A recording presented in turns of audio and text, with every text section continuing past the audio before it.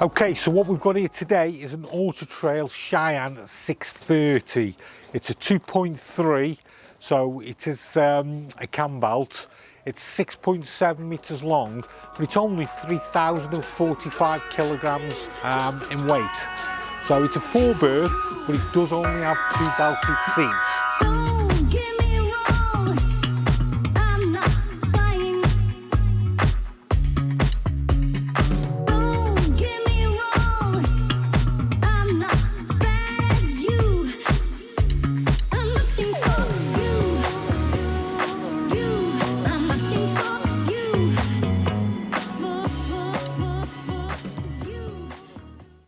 So what we've got, we'll have a look, we've got the gas here.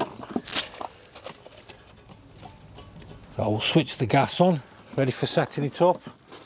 This is just storage for underneath the bench seats. And then we've got the vents for the fridge. Now that's where we put the fresh water in for the fresh water tank. And then we have an outside barbecue point. It does come with a bike rack. And then here, we have our cassette toilet. Don't forget any type of resistance because you haven't closed the flap on the inside. We also have an outside shower, flue for the hot water, and then while we're here, the hatch here is for your leisure batteries. This one's been fitted with 2 leisure batteries. And then also, while we're at it, here is your waste. So there's your waste. So what we'll do, we'll plug the van in.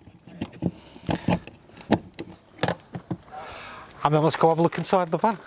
So typical AutoTrail style, we have the long bench seats, again, which are good enough to be made into have a single bed, but they also will pull out to make a double bed up.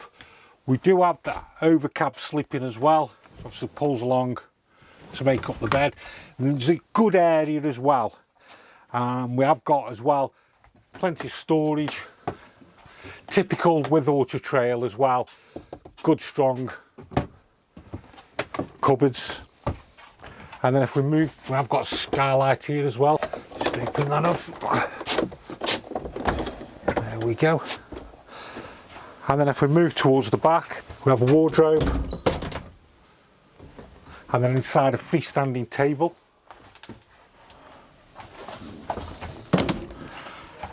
And then I do like the style personally. I do like the cooking area at the back. So we have the 3-burner hob with a hot plate, grill, oven, and then the sink.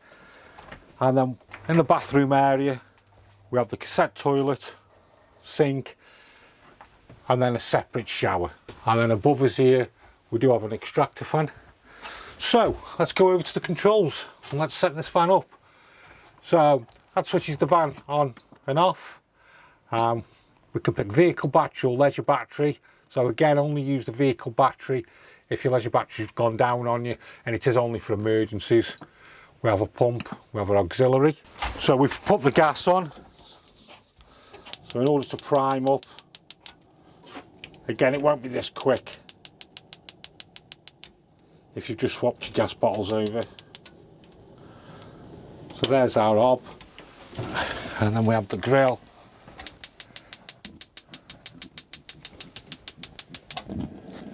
There's our grill going. And then we'll go down to the oven. And there we go, the oven. So we put fresh water into the fresh water tank. What we've also got is a hot water tank, so we need to prime up. We need to transfer fresh water into the hot water tank.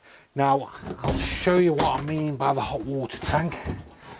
There is our Truma hot water, which is 10 litres. And if you're using your van for the first time, the drain on the hot water should be up. But if you can just see there, what we've got, there's our drain off for our hot water system.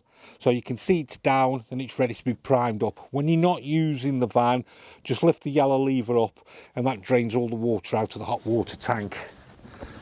And then all we need to do then to prime up is switch a pump on and it'll prime up, which roughly takes about 2 minutes. And then every time we use water from the hot water, it automatically primes the system up. So now we've got the water primed up. What we've got over here above the hab door, this is our gas hot water. So to get that to work, we just switch that on. And I don't know if you heard that, that's just lit. And then we can pick our temperatures. So that's our hot water on the gas. And then if you want the hot water on the electric, we just go into the wardrobe, and where it says Ultra Store, we switch that on, and that now the hot water is working on the electric. I'll just switch that off. While I'm here, we have our fire. Now it works off gas, so we hold in, and that's lit. We do have a spy hole here where you can look and see the flame. Don't look along, you need to look down to see the flame, and then we can adjust the temperature. And we do have blown air, where we can send blown air around the van. Obviously it'll only send it around warm once it's warmed up a little bit.